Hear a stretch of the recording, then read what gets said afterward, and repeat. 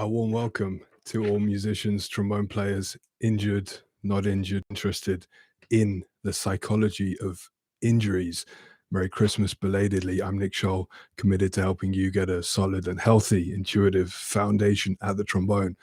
So, the psychology of injuries, a difficult topic. Why am I doing this? Well, actually, I wanted to go in quite different directions now, but I was quite moved by a comment I got on my last injury-related video from Mr. Frank Andrews. Thanks a lot for commenting on that, Frank. I'm going to read his comment right now and explain why this was so interesting.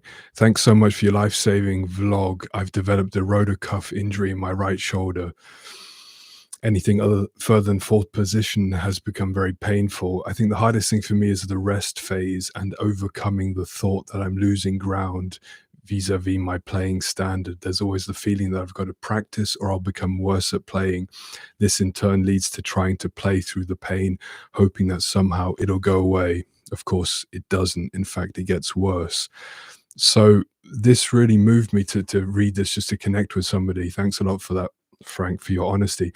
I've got the feeling that a lot of people, especially in the brass community, are not, let's say, getting out of the closet when it comes to injuries. And I can understand why. It's a really tough topic to own up to speak about, because it uncovers so many personal weaknesses, you might say, and perhaps because we've got this horrible macho image of trombone playing, brass playing in general, which hopefully is lessening now as we evolve. So yeah, I thought while it was still fresh with me as well, while I'm just getting out of this index finger strain that I've had, I'm still getting these, what I call devil thoughts. And I thought I'd, share that while it's fresh. So how do we face these? I'm going to start with a few quotes. This one's from me. When you're injured, a day off will feel like an eternity. That one really resonated with me, or was coming through me, you might say. Just to take even one day off just feels like forever, because we're going out of our normal routines, and that's the beginning of mastering this healing process, is accepting that we got to create a new routine. So the feeling of time stretches completely, and things just feel different, feel longer, because you can't be doing this, that, the trombone playing, the typing, your normal routines. Break out of them, find a different routine that's positive, find other positive activities to take the place, and you can deal with that, hopefully. The next line is basically another one of these devil thoughts. I will never get over this injury. Sound familiar? That's one that was coming quite regularly in my direction, and I was able to transform it a little bit, and that's where I want to delve into a bit today. How do we transform this? So the thought comes, and it can be very painful, even physically. Obviously it probably starts in the affected area of the body, goes up to your brain in a completely connected way, in a holistic way, and we can feel it as pain, try and ignore it, push it away, and it tends to grow. Or we've got other approaches where we can kind of face up to it more. Eckhart Tolle is a big influence of mine. Check him out if you don't know him already. Great spiritual teacher. He would, just like most of the spiritual gurus would say, be present and breathe through the pain. Now that's a great method if you're experienced with breathing techniques, meditative breathing techniques, if you're on that spiritual path. If you're completely new to that, it might seem completely esoteric and just unhelpful. So I'm gonna present a few other alternatives to to dealing with those kind of thoughts. Here's another one. I'm useless to society.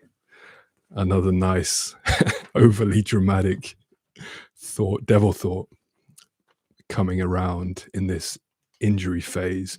You're suddenly, you're restricted.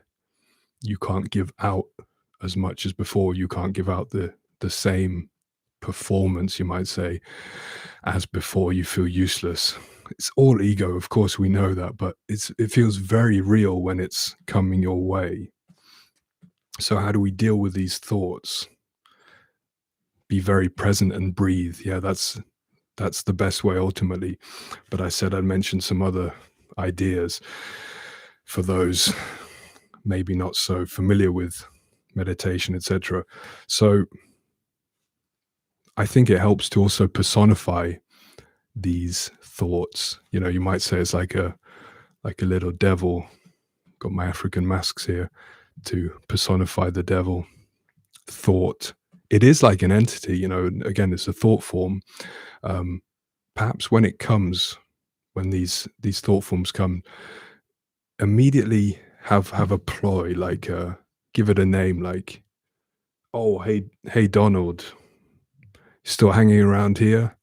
Make a little joke of it. This playfulness will help. And see how that works.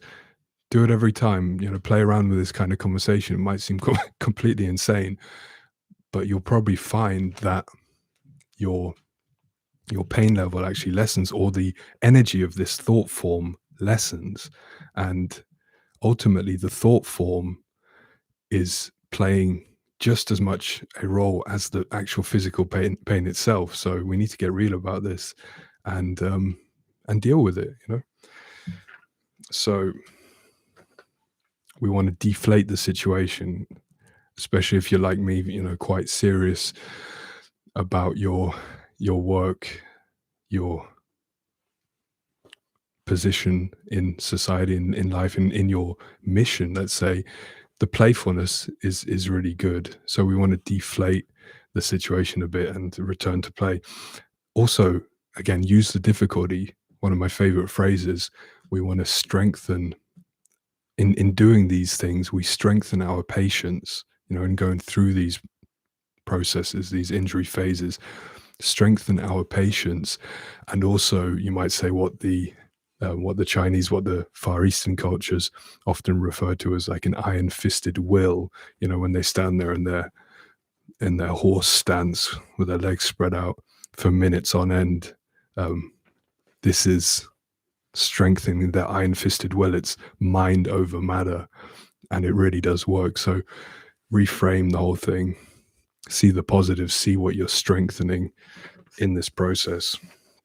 So that's all for today. If you found it interesting or even useful, helpful, uplifting, hit subscribe, please.